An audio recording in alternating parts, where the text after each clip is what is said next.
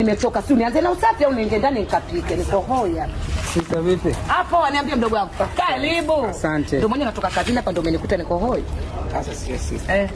Unajua wifi yako mambo mengi. Mambo sisi tu kama wingi na kurudisha. Umepata? 50. Umepata, umekuja na simu aina gani? 50 ipo. Simu sina sasa. Iko mbele, yani iko juu juu. Vipi mzee wa kazi? Shwari. Kama kaa? Dasuzi vipi? Hapo waniambia. Uko poa? Karibu. Mbona jamaa anapiga sana kelele hapa? Okay nani? Sio mangi hapa nyuma hapa. Samahani anda 5000 tu apiga kelele kiasi hicho yangu. Sema sana chodai yeye tangia mwezi wa kwanza. Umechukua tangia mwezi wa kwanza mpaka sasa hivi anakudai wewe. Achana naye bwana. Sasa angeenda sasa ningekuja 50 kama nataka nikupishe sister. Stop hapo hapo.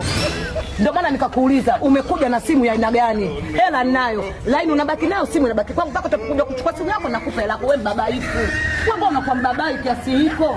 Yaani hizo ndio style zako. Sasa hapa top nda. Nataka niende ndani nikafanye usafi. Nishachoka. Oa. Kwa 50 napata hivi. Hiyo simu toa nikupe.